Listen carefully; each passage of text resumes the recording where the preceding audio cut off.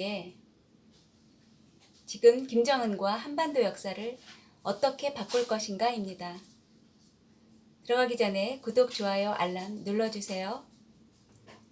저자 고미유지는 1997년에 연세대학교에서 유학했고 도쿄신문의 한국서울 지국장으로 근무했으며 현재 도쿄신문의 편집위원입니다. 주요 저서로는 안녕하세요 김정남입니다와 중국은 북한을 막을 수 있는가입니다. 이 책을 선택한 이유 중에 하나는 일본인이 보는 북한과 김정은에 대한 관점이 매우 궁금했기 때문입니다. 저자는 책에서 북한을 극동지방의 작고 가난한 나라 그리고 단순히 광기의 지도자라고만 정의해서는 안 되는 처지에 놓였음을 직시하고 그의 사고방식, 행동 패턴을 이해해야 한다는 문제의식에서 책을 쓰게 되었다고 말합니다. 이 책은 5장으로 구성되었는데요. 4가지로 말씀드릴게요. 첫 번째, 김정은의 본 모습입니다. 두 번째, 김정은의 군사 정책입니다. 세 번째, 김정은의 경제 정책입니다. 네 번째, 북한 인접국의 외교 정책입니다. 그 첫 번째로 김정은의 본 모습에 관해 말씀드릴게요. 김정은의 어머니 고용이는 제일 한국인으로 북한에 건너간 귀국자이고 이 사실은 김정은이 최고 지도자가 되기까지 큰 컴플렉스였고 어릴 적 그의 성격에 영향을 미쳤습니다. 20년 전에 탈북 후 미국에서 살고 있는 김정은의 이모부 장경준의 증언에 의하면 김정은은 경계성 인격 장애가 있다고 합니다. 경계성 인격 장애는 감정 기복이 심해서 감정이 지극히 불안정한 것을 말합니다. 그리고 매사를 좋다 나쁘다라는 양극단으로 판단하고 초조함을 억누르지 못한다고 합니다. 언론에 나오는 김정은의 표정을 보면 파한대소하는가 하면 갑자기 험악한 표정으로 변할 때가 있는데 장경준의 지적이 납득이 가는 부분이 적지 않죠. 그렇기 때문에 장경준은 이러한 교섭을 제안했습니다. 북한이 집착하고 있는 대륙간 탄도미사일과 핵무기 개발의 단계를 구체적으로 나누어 그에 대한 우리 측의 제재 내용을 미리 김정은에게 통보합니다.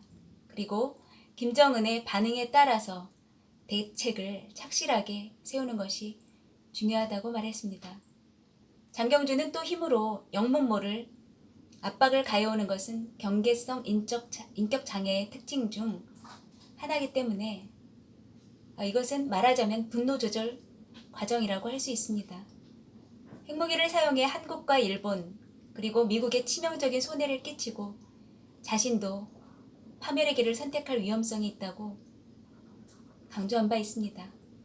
또한 김정은은 최고 권력을 계승한 후 자신에게 위협이 된다고 생각하는 가족들까지도 숙청하였습니다. 2017년 말레이시아의 공항에서 김정남이 살해당한 후 그의 가족들은 천리마 민간 방위에 의해 보호를 받고 있습니다. 하지만 몇 년 전 자신의 이복형인 김정남을 살해한 후 김정남의 아들 김한소를 암살하기 위해 중국 베이징에 파견되어 있던 북한 공작원 그룹이 중국 당국에 체포되었다고 한국의 중앙일보에서 2017년 10월 30일에 보도했죠. 정리하자면 김정은은 특별하지도 위대하지도 않은 권력자라는 것입니다. 흔히 역사에서 보아온 괴팍한 폭군들의 전형이라 할 수 있죠. 먼저 복잡한 가족 관계에서 드러난 컴플렉스와 성격적 결함이 있습니다. 또한 겉으로는 국민의 생명과 인권을 존중하는 것 같지만 자신의 권력을 위해서는 타인의 생명을 아무렇지 않게 해야 하며 무자비한 모습을 보이는 이 시대에 맞지 않는 지도자라 하겠습니다. 두 번째, 김정은의 군사 정책입니다. 북한은 한국, 미국과 1953년에 휴전 협정을 체결한 이후로 언제 다시 미국과 한국 양군의 공격을 받을지 모른다는 공포의 나날을 60년 이상이나 지내왔습니다. 이것이 핵개발의 가장 큰 이유죠. 또한 세계에서 고립된 북한이 최신 핵이나 미사일 개발이 가능한 이유는 해외 대학이나 연구기관에 학생들을 유학시키고 있기 때문입니다. 유학 후 이들은 북한 사회에서 특별 대우를 받고 있습니다. 얼마 전에 북한은 화성 12 미사일을 개발했는데요. 이 미사일은 고도 550km 비행이 가능하며 3700km 장거리 비행도 가능합니다. 따라서 미군 기지가 있는 괌까지 충분히 도달할 수 있기 때문에 북미 관계는 더 악화됐었죠. 그렇다면 경제 제재를 받는 북한이 막대한 미사일 개발 자금을 어떻게 마련하는 것일까요?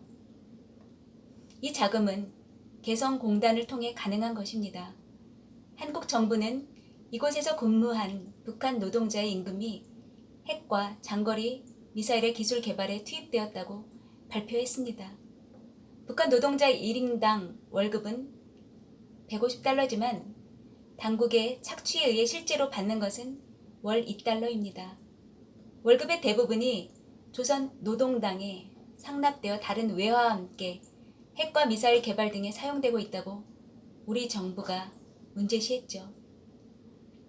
이와 같은 미사일 발사 등 북한의 도발에 대한 경제 제재의 일환으로 우리 정부가 2016년 2월 10일에 개성공단 사업을 전면 중단했습니다. 그리고 2019년 10월 23일에 김정은 국무위원장이 남측 금강산 관광시설 철거를 지시하므로 국내 개성공단 사업자들이 긴장하고 있습니다. 지금까지 개성공단 사업자들이 신고한 피해 금액은 9,649억 원이었고 정부가 전문 회계법인의 실태 조사를 통해 확인한 피해액은 7,861억 원입니다. 해결하기 쉽지 않은 문제죠. 북한은 미사일과 핵 개발을 중단하지 않고 계속 쏘아대고 있고 이에 맞물려 개성공단 사업으로 인한 우리의 피해액은 커졌죠. 북한은 향후 미국과의 협상이 잘 되면 결국 금강산 관광이 재개될 텐데 이런 큰 돈을 벌 수 있는 기회를 남한과 나눌 필요가 있을까? 라고 판단하고 중국 기업을 들여와 개성공단을 직접 운영하려고 할 것입니다. 그렇게 되면 우리가 투자한 8,261억 원의 자본이 북한에 넘어가기 때문에 대책을 반드시 찾아야 합니다. 세 번째, 김정은의 경제 정책입니다. 김정은 체제 후에 북한 경제를 살펴보면 의외로 안정적인 성장을 지속하고 있습니다. 김정은 체제 5년 동안 평균 성장률은 연 1.2%로 추정됩니다. 유엔 안보리에 의한 경제 제재가 강화되고 있음에도 안정된 성장을 보이는 것으로 보아 경제 제재에 큰 영향을 받지 않도록 최대한 자급자족하고 있음을 알 수 있죠. 북한은 노동자들을 해외에 보내 연간 23억 달러를 벌어들이고 있습니다. 이에 따라 2017년 유엔 안보리의 대북 제재 결의안은 각국에서 받아들이는 북한 노동자의 수를 제한시켰죠.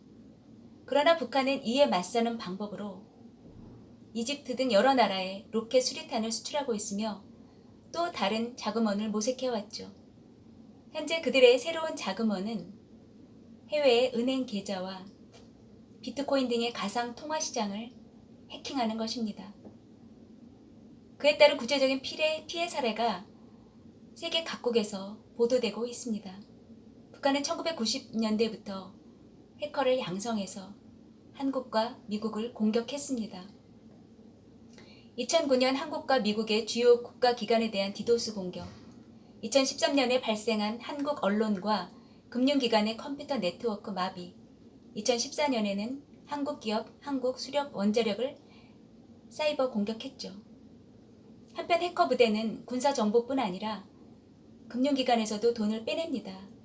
2016년 2월에 미국의 연방준비은행에 개설된 방글라데시 중앙은행 계좌를 해킹해서 8,100만 달러를 빼냈습니다. 또 해킹의 표적을 가상통화에까지 넓히고 있는데 이는 가상통화의 특성상 자금 조달과 돈 세탁의 수단으로 이용될 수 있기 때문입니다.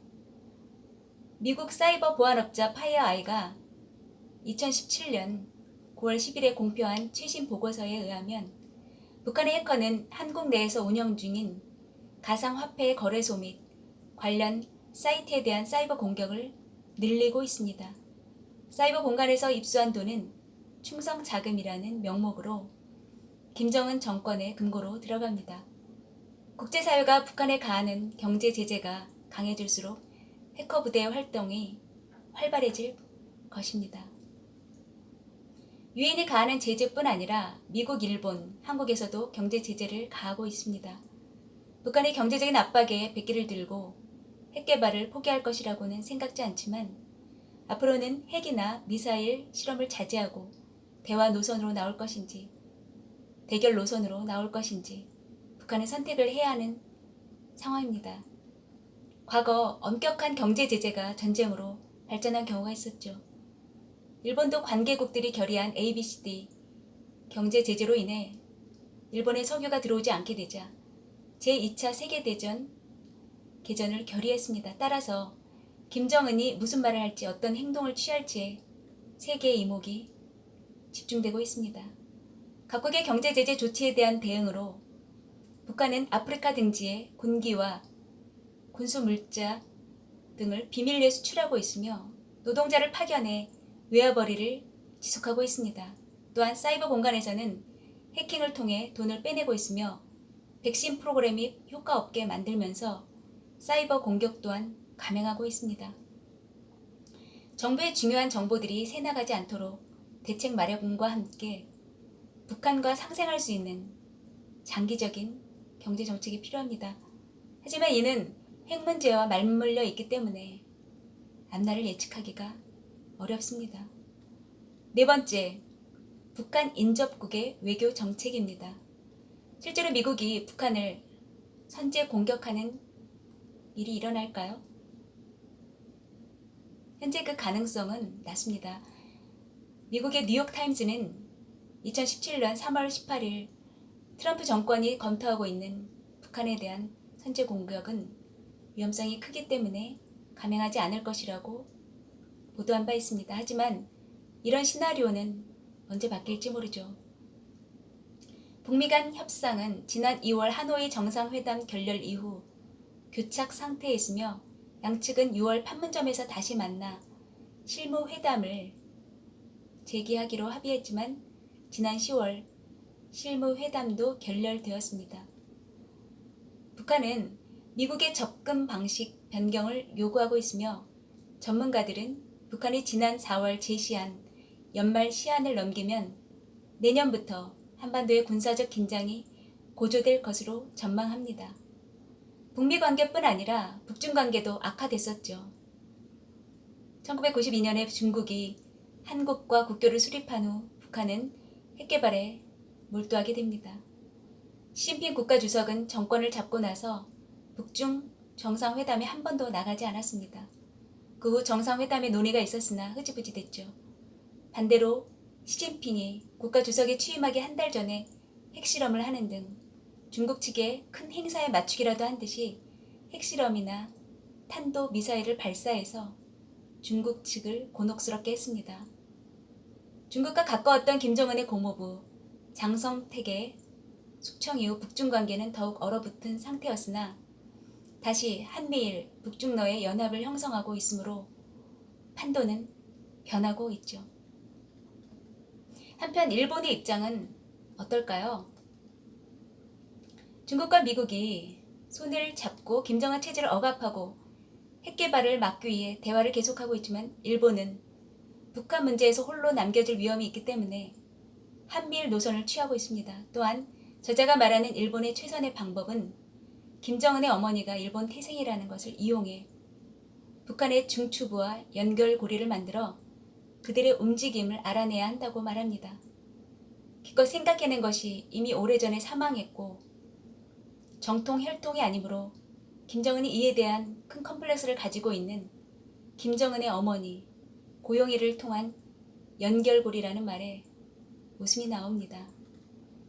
그리고 일본은 과거 한국 전쟁으로 인해 전후 부흥의 계기를 잡았으나 다시 한국에 전쟁이 발발할 경우 미사일의 표적이 될지도 모른다는 상황을 걱정하고 있습니다. 실제로 전쟁 발발 시 일본도 안전지대는 아니죠. 자국의 안전과 이익만을 우선시하는 인접국들을 최대한 이용해서 우리에게 가장 유리한 상황으로 만들어야 하는데 이것이 쉽지 않습니다.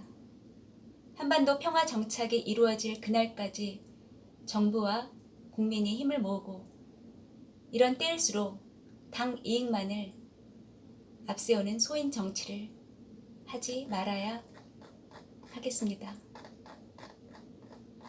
지금까지 지금 김정은과 한반도 역사를 어떻게 바꿀 것인가를 시청해 주셔서 감사드리고요. 안녕히 계세요. 다음 시간에 뵐게요.